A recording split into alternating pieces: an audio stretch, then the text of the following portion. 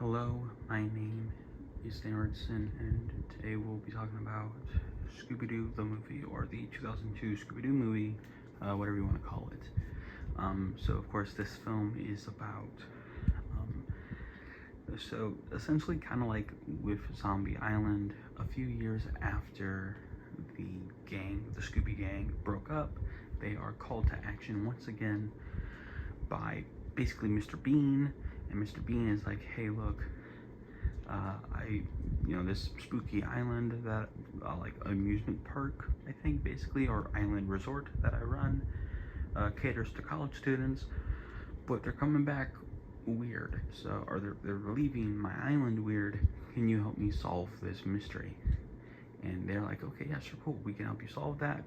Of course, they are reluctant, very similar to Zombie Island, but eventually the Scooby Gang, that is Shaggy, Scooby, Velma,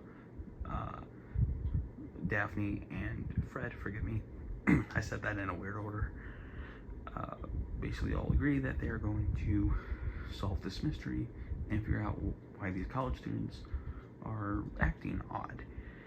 And yeah, that's the general gist of the film, and overall I think it's really funny. So of course this this movie has become famous over the last few years as being the, like, thing that James Gunn wrote before James Gunn was famous. James Gunn, of course, is the director of the most recent Superman movie, and of course the highly beloved Guardians of the Galaxy films. And of course I love all 5 of his mainstream superhero movies. And this feels very clever. I will say that this is probably, out of those 5 movies, along with this movie's sequel, this is probably the most clever thing I think he's written. Basically every joke lands, and that's a lot more than I can say for even Superman and the Guardians films, because there are certainly things about all 4 of those projects, plus the Suicide Squad, so all 5 of those projects, that I am not the massive fan of. But this legitimately has joke after joke of awesomeness. I also think the cast is really amazing.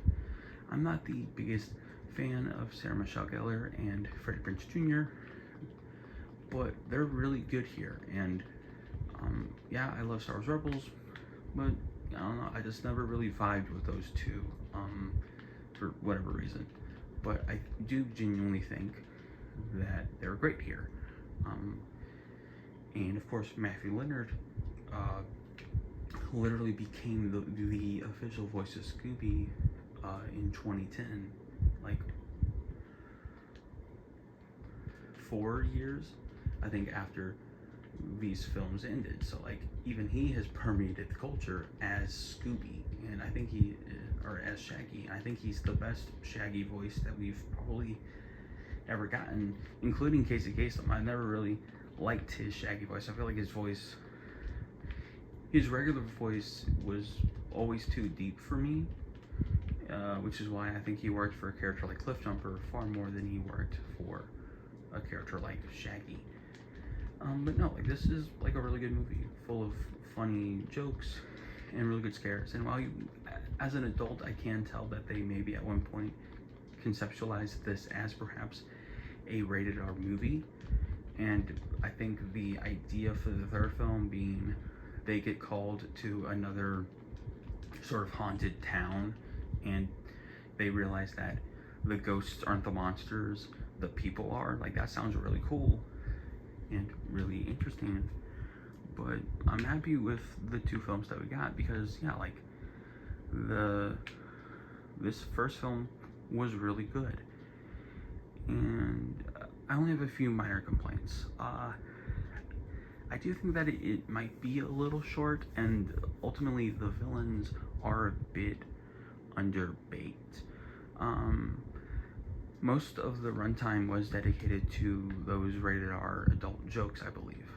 So it being like 86 minutes long, comes from the fact that like 20 minutes, I think, of material, if if not more, was cut from the final film to make it PG. And of course, I don't know, I think from what I've heard, the villain, who the ultimate villain was sort of in limbo at some point during production. So the ultimate reveal of who the bad guy is feels a bit hollow because there's no like real setup. And yeah, of course, I think that the ultimate villain was, of course, revealed because James Gunn specifically did not like that character, so they just stuck with that ending. And it is pretty funny. My favorite joke is probably the Melvin Dew joke, where that bartender's like, "Hey, I got a phone call for Mr. Dew."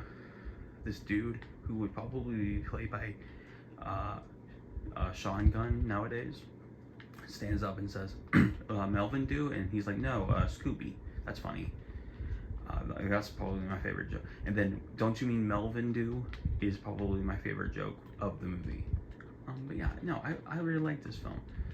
And I legitimately only have like 2 complaints about it, which is always nice to have. Especially when sometimes when you go to a childhood favorite, maybe it doesn't always hold up the way that you hope it would. But yeah, this most certainly does. Of course, I would love to hear your thoughts on this. I always call it the original Scooby-Doo movie. I'm not quite sure why. I do, but I've always kind of called it the original Scooby-Doo movie, even though that's like factually just not true at all. But yeah, comment below, let me know what you think of Scooby-Doo the movie. I would love to hear your thoughts as always. Remember that God made special. He loves you very much. Hope you have a very lovely day. Hope you had a very lovely week. As always, God bless y'all and have a lovely